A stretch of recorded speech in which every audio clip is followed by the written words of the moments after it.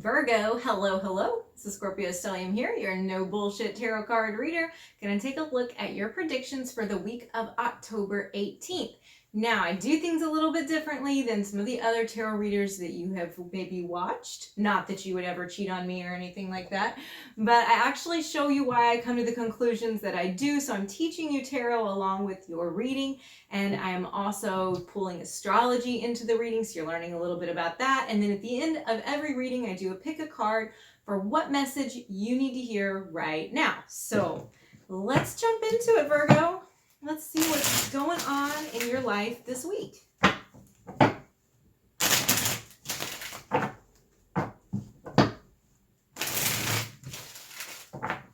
feel one more shuffle in this one. I feel it.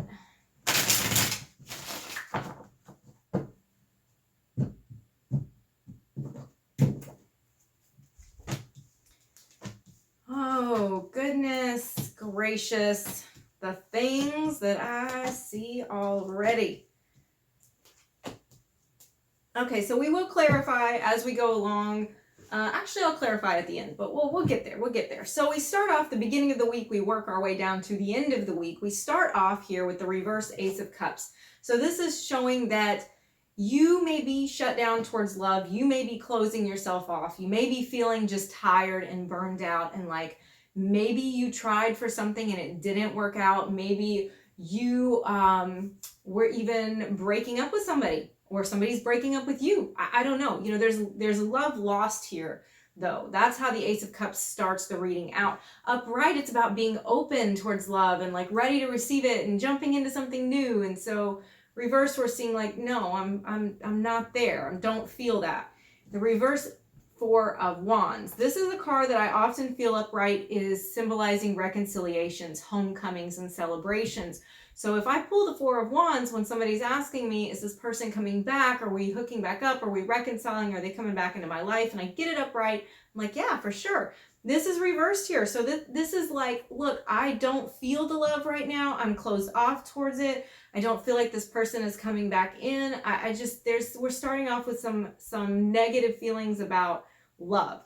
But we have the Sun here at the end of the reading, or the end of the line, which is kind of peculiar because normally you would expect if I'm saying these things that it's like I'm depressed about it. But it actually feels like there's a light, either a light at the end of the tunnel, or you're feeling relieved about something. Maybe you feel relieved about taking from a break from a person. Then we have the reverse Justice card, more towards the middle of the week. This card is associated with Libra. It is upright, the card that shows that things are fair. You know, things are being decided in your favor. You're getting your side of the story heard. And here, you're not getting your side of the story heard. Okay, I feel that you are being, I don't know, you're being mistreated. You're being treated unfairly here, especially since I have the reverse Eight of Wands next to it, which is normally a communication card, being Mercury, very talky, you know, that's the thinking and communication planet in Sagittarius, which is like expansive. And so it's like, we're going to either travel, or we're going to talk, or we're going to be, you know, applying a lot of force to something. It's reversed here. So it's like, you're not getting to speak. You're not getting a fair shake. You're not really, things are not being decided in your favor, or you're not even getting the chance to see if they would. The reversed Two of Wands next to that. No wonder you feel a little bit relieved. You know, like I feel like the Sun is coming a little bit more into view here as we read. The reverse Two of Wands, this is where you are deciding that there's probably not a future with something or someone. You are in a mode this week where you're just kind of throwing your hands up, you're stepping back from it, and you're like, I don't know that this is going to go anywhere. I don't know that I want to put any more energy into it. This is Mars and Aries, normally upright. Mars is the ruler of Aries. Mars is all about going after something and taking initiative and passion, and it's just like boom, boom, boom. You know, it's like you think about the guy who's like, I am Sparta, you know, that's Mars.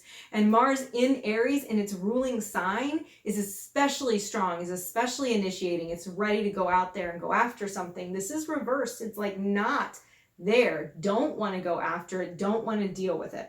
The last line is where things shift.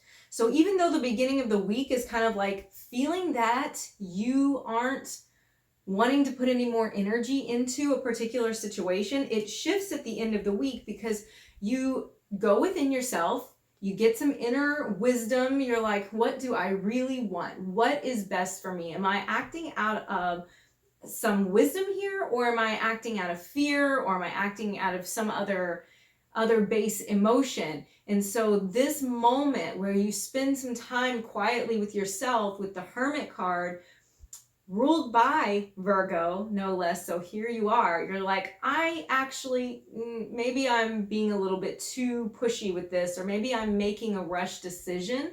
And so at that point, you're like, all right, I can do this.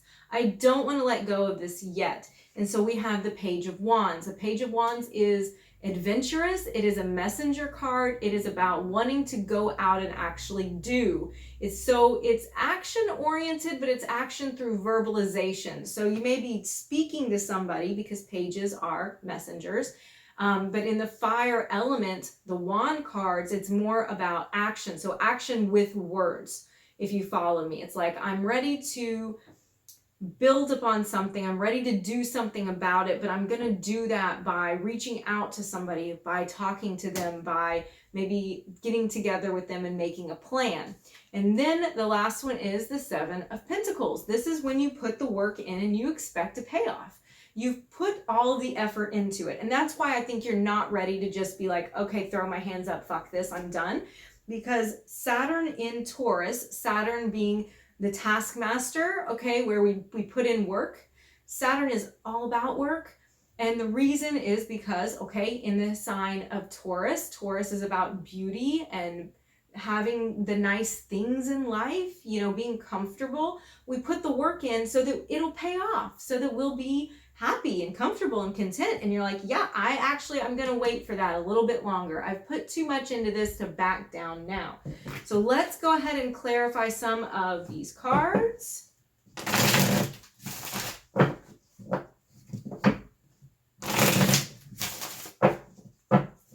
Give this Thoth deck a good shuffle. All right. Let's clarify the reverse Ace of Cups first. Ooh, don't drop them, Brittany. Don't drop them. All right, I'm going to take that one here. Clarified by the Three of Swords. Okay, so this is why you don't feel quite so open about love, why you're feeling a little discouraged.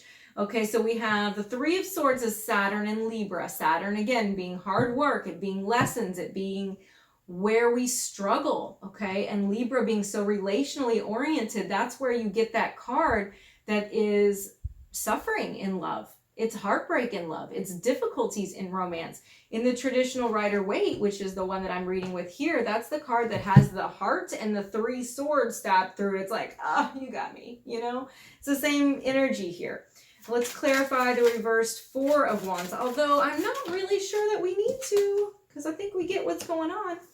The Ace of Swords. So there was clarity about this situation for you. You may have been confused about something before, and then now you've had some conversations with an individual, the person in question, your person, you know who I'm talking about. You may have had a conversation with them where you felt like maybe this was over, or maybe they weren't really committed, you know, and that's made you like, you were like, okay, the beginning of the week, you're like, I know what you're about, and fuck that, I'm not doing it, okay? I'm not playing your game. That's the energy that I feel for this. Let's clarify the Sun, because that's almost like relief about it.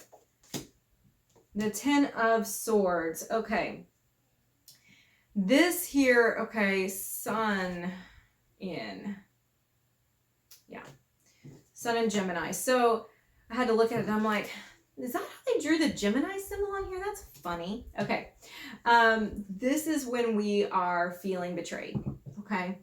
So I think that you have been trying to get away from a situation that you're not feeling wanted in. Okay. You may feel like you're not the first priority. And so that betrayal is that sense of like abandonment almost. Okay.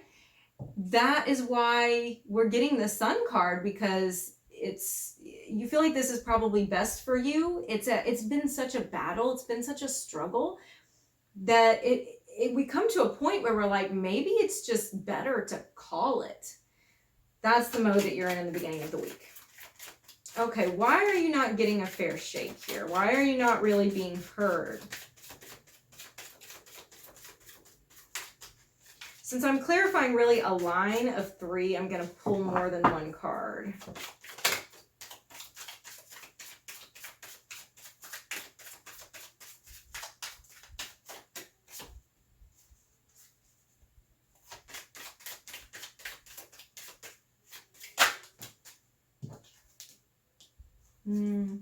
So there's grief to this.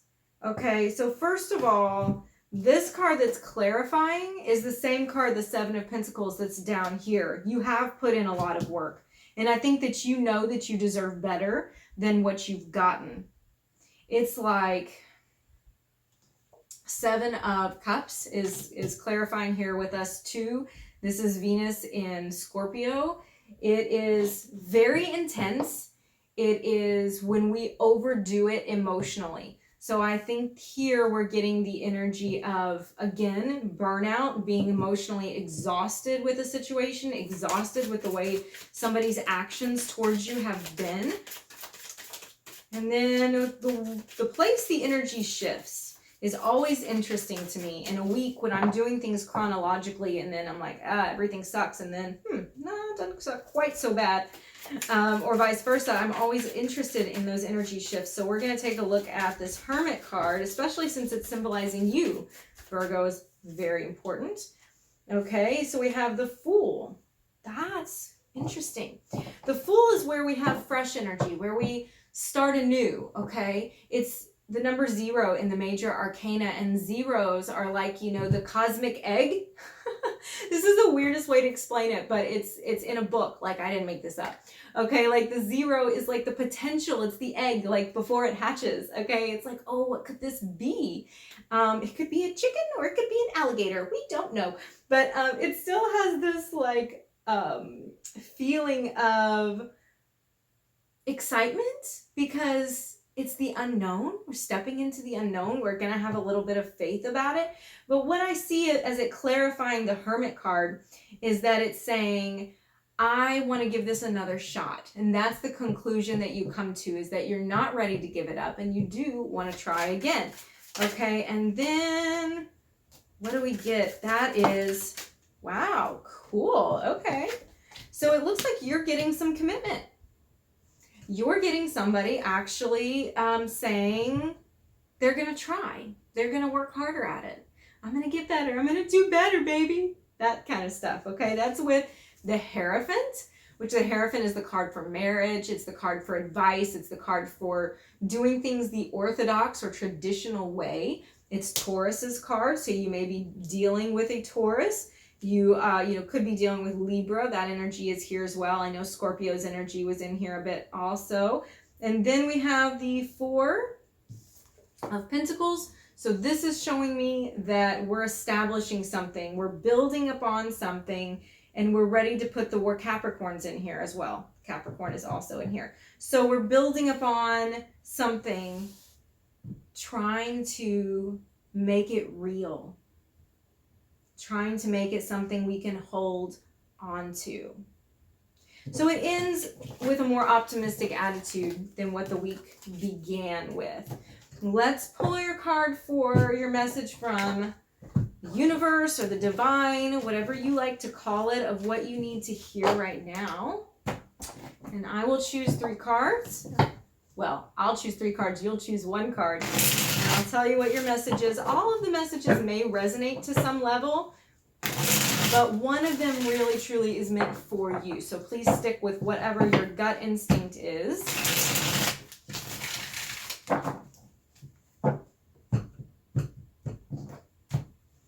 Okay, we have card 1, 2, and 3. Okay, so the first card is the 9 of Swords. This is anxiety, okay? This is Mars and Gemini, where we're applying too much force to the thought process. I think that this is actually telling you that first of all, you need to get some sleep. Okay? You may have been losing sleep over this. Your brain doesn't function well when you don't get sleep. All right. I know that's a simple message, but that's nonetheless true. So for card 1, it is a message of not letting yourself get so fixated on it that it's driving you crazy and it's making you anxious. So don't overthink. The second card is the Ace of Pentacles. This message here is that there is potential for growth. All of the aces and the Fool are all that cosmic egg kind of what could happen here. And we see that this can grow into something real. This can grow into something more tangible. It also can be a message that you have, if you're waiting for money, you've been waiting for a payout of some kind, financial boon, that this could be the week that it's happening for you.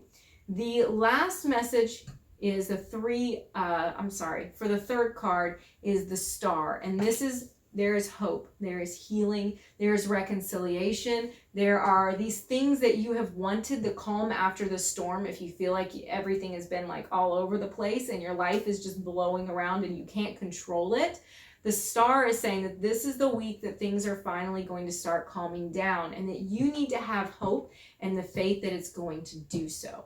I hope you guys have a great week, and I'll see you again next week.